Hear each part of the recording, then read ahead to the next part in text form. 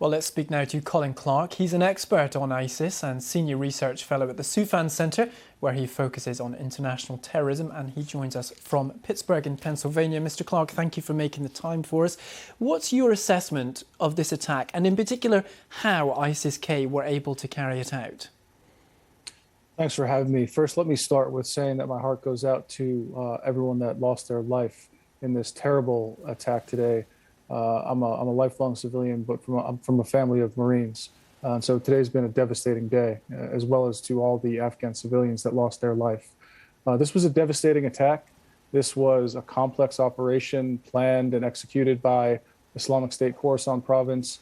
This is a group that for the last 2 weeks has been relatively quiet, leading many experts like myself to suggest that they may be planning something. And sure enough, the intelligence pointed to that, and we saw the result today. You can tell this had all the hallmarks of a classic ISIS operation: soft targets that were attacked, civilian casualties, and significant propaganda value. And the scary part is this may be just the beginning. Well, tell us more about that, because, of course, there are still foreign forces in the country, not to mention, of course, all of the Afghan nationals around the airport and around other cities. What are the risks of further attacks?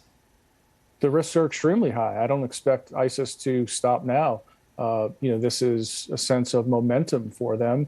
If you think about ISIS core in Iraq and Syria, they've been depending on their affiliates and franchise groups to generate an operational tempo. They've looked to groups in sub-Saharan Africa, and now they're looking to groups like ISIS-K in South Asia to be the flag bearer, while the group in the Levant is suffering after its loss of territory.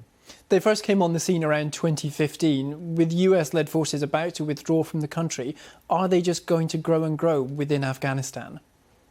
Without question, and especially after an attack like this, it's going to generate a sense that this is the group to join, because success breeds success. And so it's likely to attract foreign fighters and other recruits from the region to reinforce this group and to swell its ranks.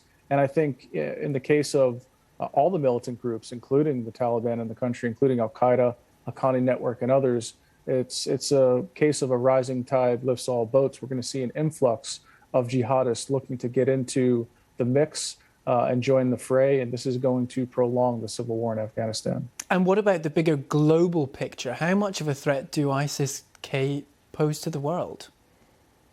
Well, I think the threat right now is primarily within Afghanistan and perhaps within the region itself.